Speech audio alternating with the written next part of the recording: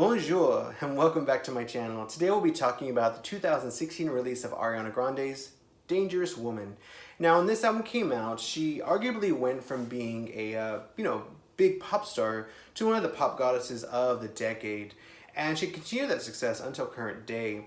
I remember when she first came out, she had that song with Mac Miller. I wasn't a fan of that, not a fan of his rapping. And then she had her second album where she had Focus and Problem, two songs that have the structure of verse, whispering, instrumental break. They're pretty much identical, and they both became massive hits. I don't understand how either became top 100, honestly. I don't understand how whispering is a chorus, is an accept, like, I don't know. They're fun songs, I suppose, but very off-putting. I did like the song she did with The Weeknd, and then she came out with Bang Bang with Jessie J and Nicki Minaj, and I can definitely say that it is the worst song of the 2010s by far. It's loud, it's abrasive, it has a sexual bravado in it that I feel that Jesse James doesn't quite comprehend, and that Ariana, I don't think she's old enough in the song to really grasp it.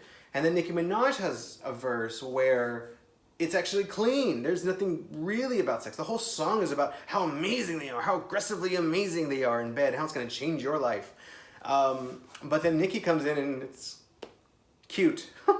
She couldn't save the song. And Ariana, I feel that Ariana's voice in it is as pitched as high as they possibly could. It's so pitchy. Either way, that does not reflect my actual opinion on Ariana. A lot of times, there's a lot of artists out there who have a lot of bad songs. Gwen Stefani, Beyonce, I still like them. You know, it's okay to have 6 or 7 bad popular songs. It's okay. It's because if you have some good songs, if you have some hidden nuggets, I can forgive that. I'm not a huge Britney Spears fan, but she has some hidden nuggets, and I totally respect her for that.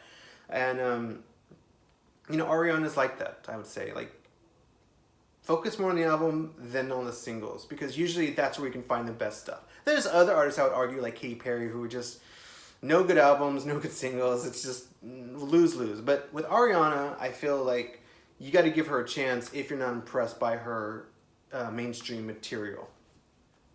So with this album, I think that she kind of spread her wings creatively. She worked with Max Martin again, who's an extremely popular producer from like the Britney Spears, NSYNC, Kelly Clarkson, everybody. Katy Perry, Pink. He's worked with Pink a lot. So I'm not a big fan of Max Martin, but I feel like he kind of does a little bit more subdued work on this album. It's not as in your face or aggressive or bland. I feel like he can be very bland at times and very generic, without a lot of flavor, without a lot of musicality. And I feel with this, there's little touches of it, and it just makes it work, because with her vocals and the lyrics and the melodies, it really does work overall as an album. So anyways, we're going to just jump into it after about 3 minutes. Moonlight is the first song. It opens the album. It's a 50s retro style song. It's cute, it's well done, it's sweet. I wouldn't have picked it for an opener. There's other songs on the album I feel may have guided you in a little bit better to what the album is. I would have just I guess it's good to put it at the beginning. I mean, the first disc of this is okay.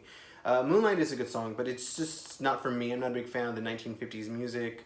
I know Madonna had True Blue, the song, and it's okay. It's just not my thing. Although this one I would compare more to like Unchained Melody or something. It's just a beautiful 50s romantic song, like something to slow dance to. The next song would be Dangerous Woman, which was the big first single, went to #1, and kind of evolved her sound. She had been doing, even with her vocals, she'd been doing a lot of dance music, a lot of very generic 2014 dance music, And with this, I think, I'm not a big fan of Dangerous Woman, the song, to be honest. But I think she wanted to change her image. I think she wanted to go in a more mature direction. And that's perfectly great. And then she did it with Dangerous Woman. I like the chorus of Dangerous Woman, but I don't like the verses. They have a very, like syncopated structure. and it's a little jarring for me because like da da da da da, like, and then the chords on the chorus flow a lot better. They're not disjointed. They're smooth and they're strong. And the song sounds like it could be like a James Bond theme. But I'm not a fan of the song overall because of the verse. But I could listen to it. It's not a bad song. I'd probably give it like a 6 out of 10 because of the verse. Next song is Be Alright. Ariana seemed to be a big fan of the 90s and 80s. Or her, maybe Max Martin wanting to give her that image. And that's a great idea because you have like a modern artist who's going to get modern fans, like newer fans. But then also if you have that 90s flavor, 80s flavor, you're going to get that based on nostalgia. You're going to get the older fans who are really into that, or people who are young who are into that. And with Be Alright, I feel like it's a really good homage to like 90s music. It's still very modern. It's still very 2010s. Don't get me wrong. But there's elements of it that really, I guess, like emulate 90s house. Not amazingly. It's not. I think the production could have been punched up a little bit to be a little more dancey and not as repetitive. It's not, like, the hook is too repetitive and too simple, but not in an alluring way. Definitely not one to skip, but it's not one of my favorites. So I would say the first disc of this record, it's just not my favorite, but I do like the album. So let's keep going on. Into You starts off side B of disc 1. That is actually one of my favorite Ariana songs, but not really for the reasons you think. So this song on the album is good. I feel like it has strong vocals, a very, very strong melody, which I feel has been missing for most of 2010s. Very strong melody, great vocals, good lyrics. It's sexy, it's sleek, it's seductive.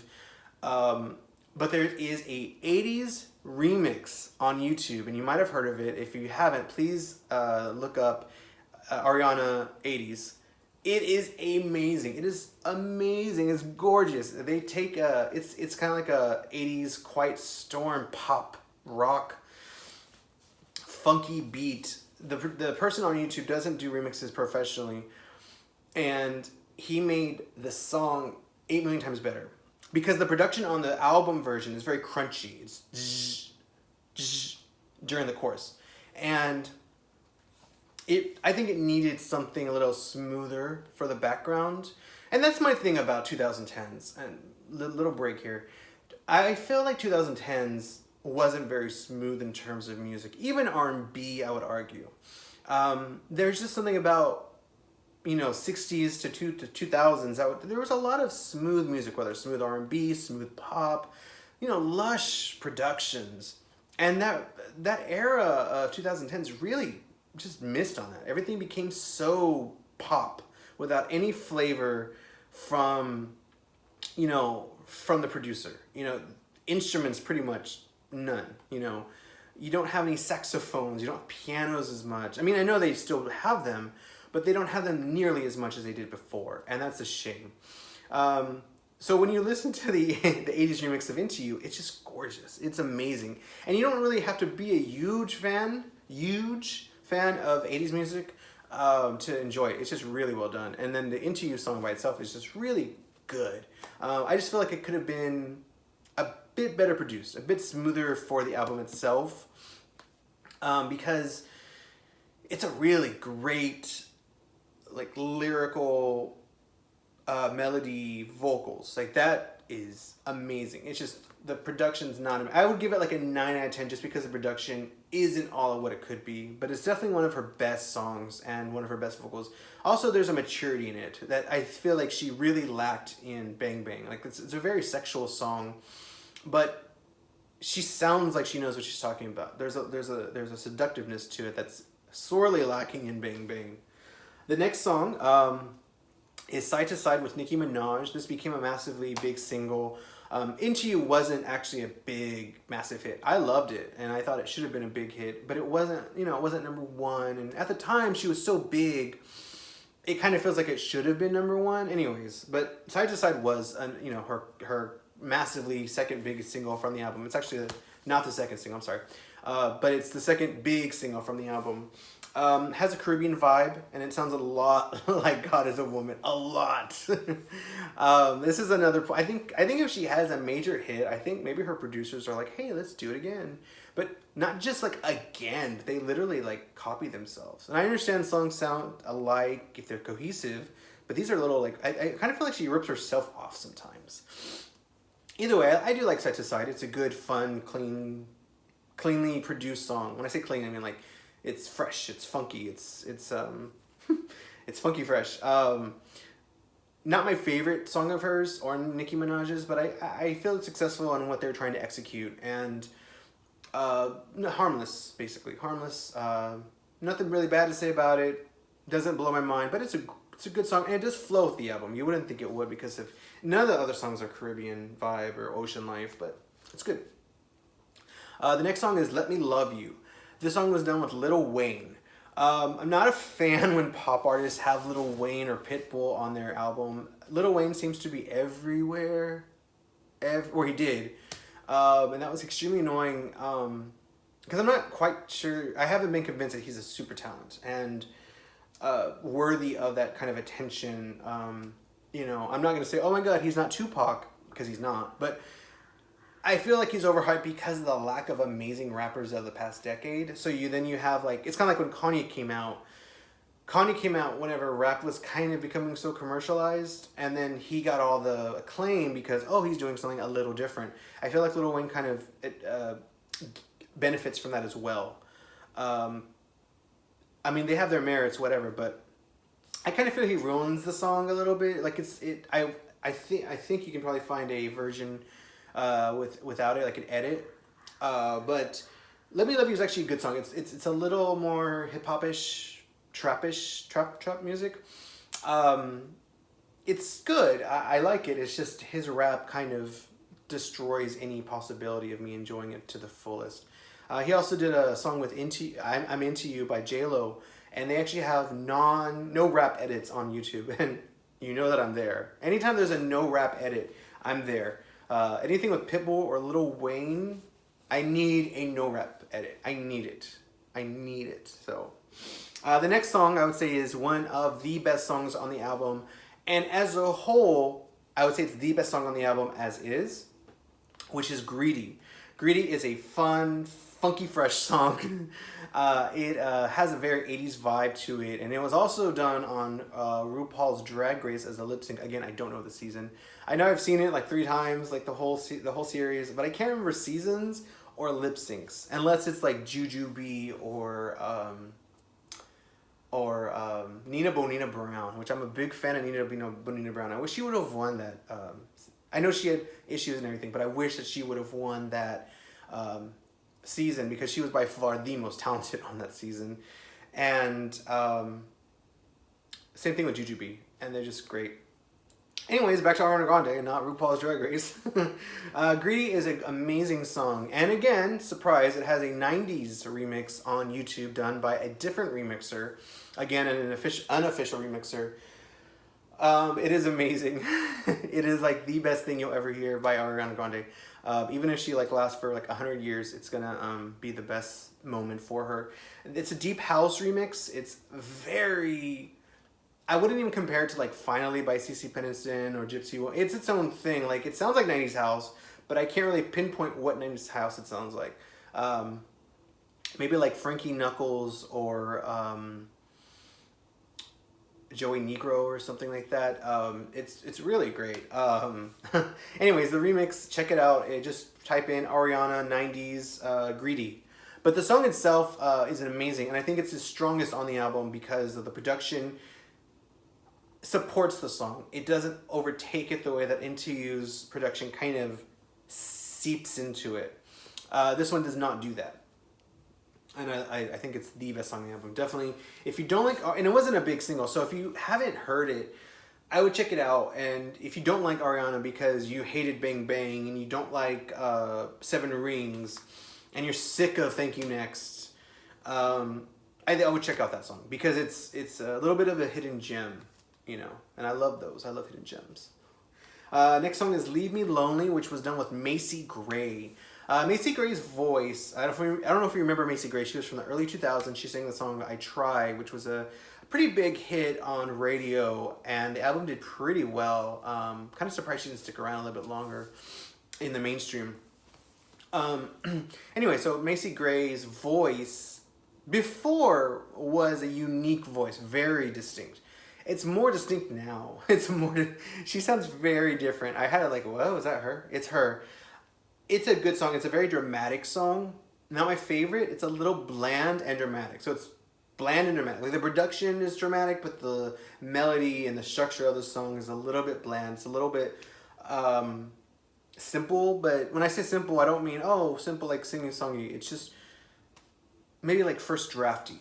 I think that it could have really been an amazing collaboration between the two, but I don't feel that either come to their true potential. Although I do like Macy Gray. She's good.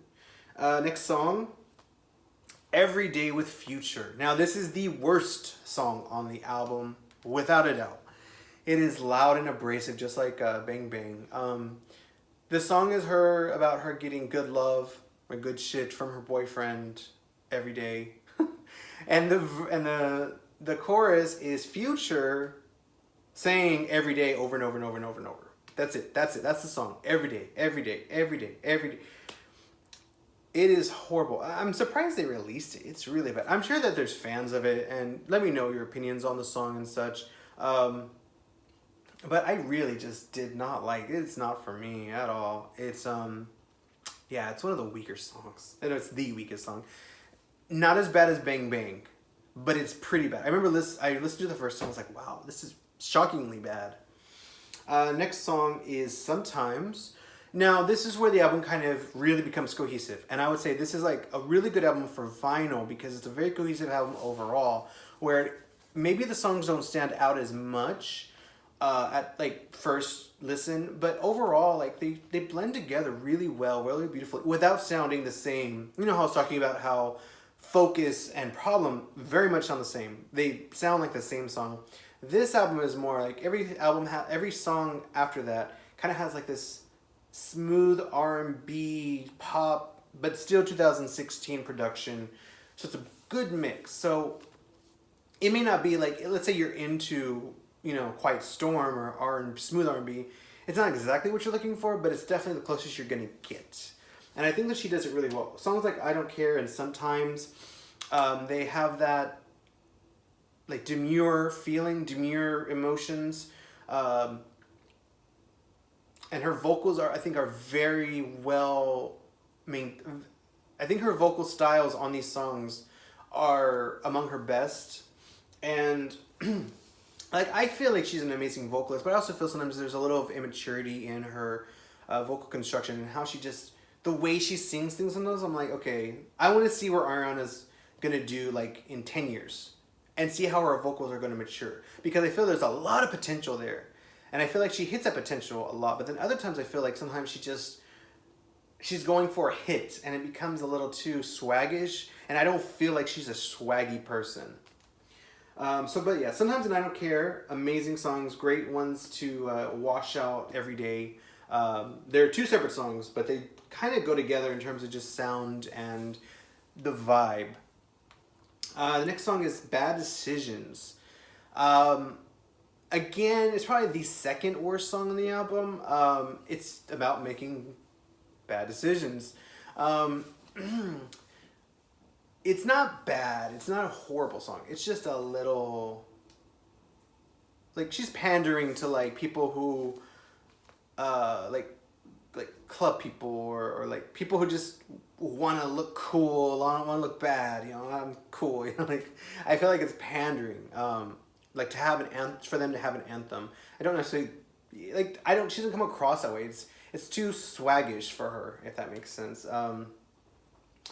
Not a bad song. It's definitely not nearly as bad as Every Day. Nothing is on the album, but not my favorite.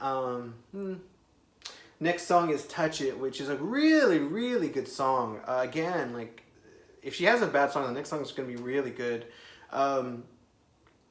Touch It is a song about where her boyfriend is out of town or whatever. Her lover's out of town or leaving or something for a little bit, and she's like saying, "Don't worry, no one's going to touch it." I don't know what she's talking about, Touch It. She might be talking about like a Beanie Baby collection or a hot stove or something. I don't know, but She says she's not gonna touch it. I don't know what she's not gonna touch, but either way, it won't be touched. And it's a great song.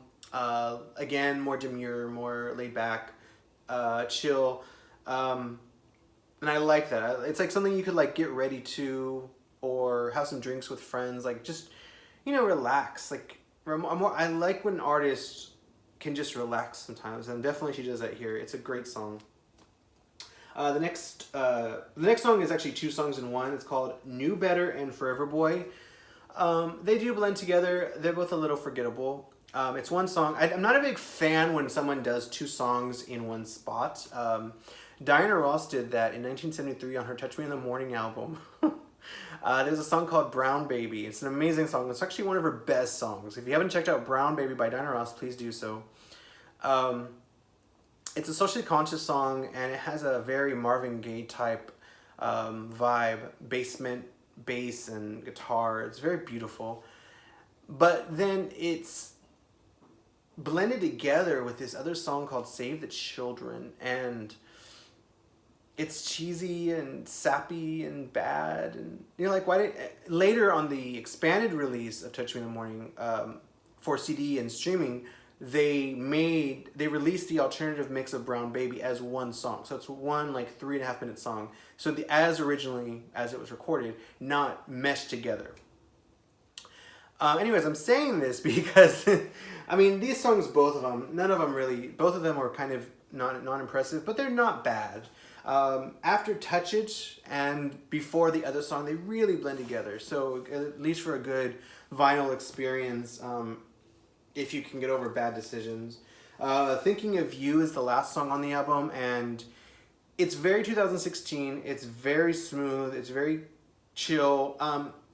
It's a little overproduced, as are other songs on the album, but this one in particular, it just sounds like sometimes less is more, and I feel like they could have gone with that approach. Maybe use some more instruments, because you hear a lot of keyboard programming, and I'm more a fan, and I really feel like she could do really good stuff. Like, when she did Queen of the Night by Whitney Houston, she did a homage, a tribute.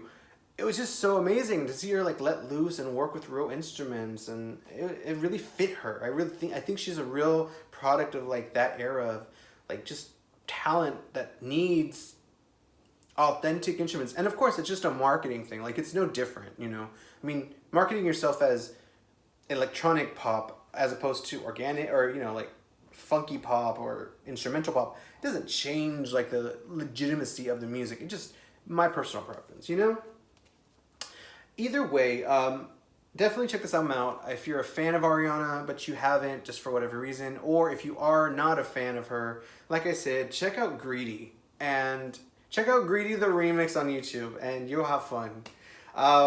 It's amazing. Even if you, I mean, I'm not a big fan of 2010's dance music. I felt it was a lot like, to me, 2010's dance music was like two washing machines fucking. It was just so loud and abrasive and robotic. And like, that started with like Lady Gaga coming out in 2008 with Just Dance and Poker Face. I don't like that kind of music. It's fun, but it's not, I don't know, it's not funky, it's not disco, it's not house, it's very, I don't know, I guess it's just for like punching the air or something. It's not for actual,